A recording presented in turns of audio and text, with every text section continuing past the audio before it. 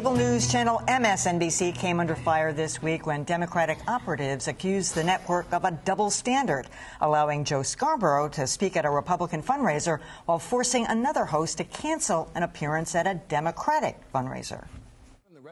Call it a double standard or a mixed bag of standards, or maybe just call it this. It is an embarrassment.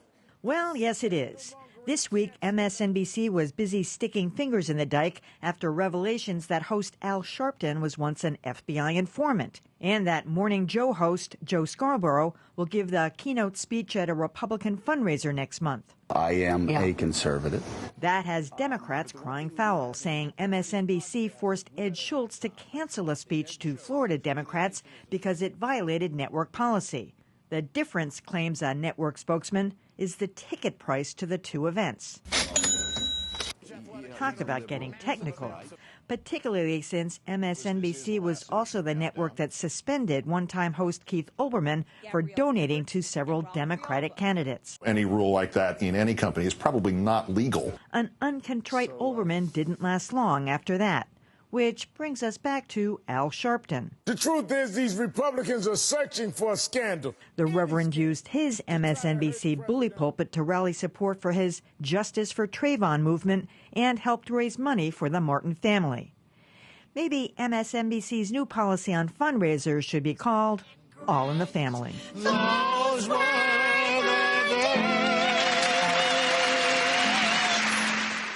Honestly, to read the spokesperson trying to justify allowing Joe Scarborough, they're saying, well, it's a matter of the ticket price. And then the organization in New Hampshire lowered the ticket price in order to make it even more plausible that the entrance fee was strictly for the dinner and not to raise money for the party. But as James Pindell from the University of New Hampshire says, this is one of the premier fundraisers of the year.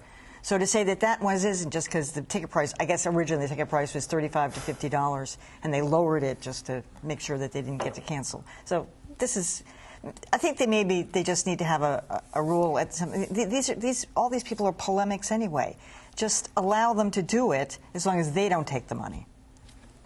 I don't know what to say. I mean, cable news in general just seems to be a train wreck.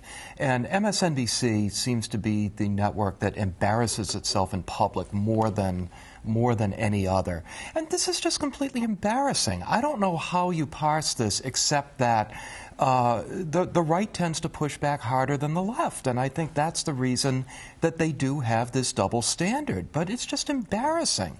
And it's so funny that you go back a couple of years, it was really Keith Olbermann engaging in these kinds of activities that kind of set off this chain of events.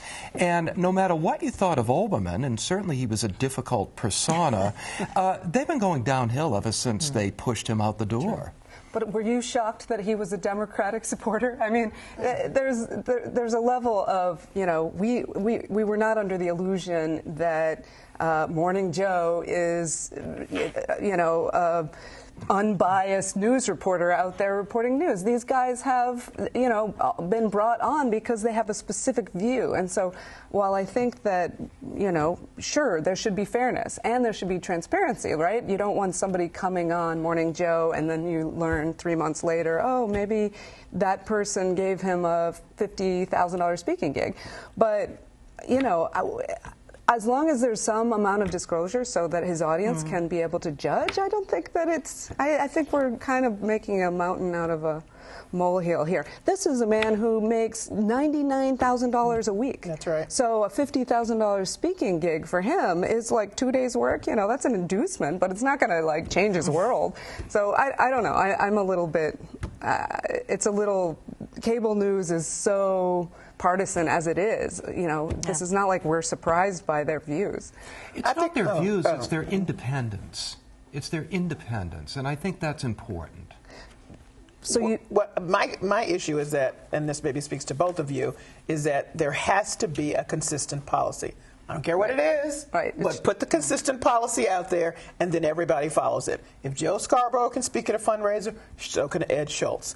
If Reverend Al Sharpton, and you knew what he was doing, and that's the deal he cut, by the way. He went in saying, I'm not stopping my organizing activities. Sure. And they said, okay. So if he can organize, and Ed Schultz can organize, and Joe Scarborough can, everybody can organize. Put it on the table. This is our policy. And then let us know that this is what this is who you're dealing with when you listen to them. Yeah, I think that's right. I mean, Emily, you had the right word, polemicist.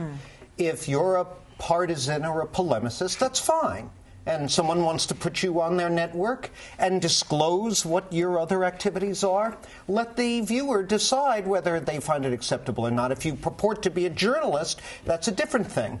Sometimes people are both. I mean, Howie Carr, for instance, is a polemicist on his radio show, and you could argue maybe in his column as well, although he's also a pretty good investigative reporter. And he discloses. He's quite open about his partisan political activities. So fine. If you can't stomach that, then you can turn away from it. I do want to add one thing, though. I want to know what the Sharpton diet is, because he looks good. I think he looks terrible. He lost a lot of weight. Yeah, he's a little skinny, but he's doing a lot of exercise and whatever. But we're off good the to know. topic. Sorry. Yeah, but no. So just say it and be done with it. And I am embarrassed for them trying to explain this. Yeah. That makes no Yeah, the sense. explanation was really lame. Do you think they all just cut their own separate deals? No, supposedly they do have a policy. No. It's squishy. Joe Scarborough's deal is nothing like anybody else's deal on that network. And, some could argue that he brought it back after, certain amounts of scandal. And on his own show, he's really clear about where he stands. There's no, you're not confused. Joe Scarborough, 2016.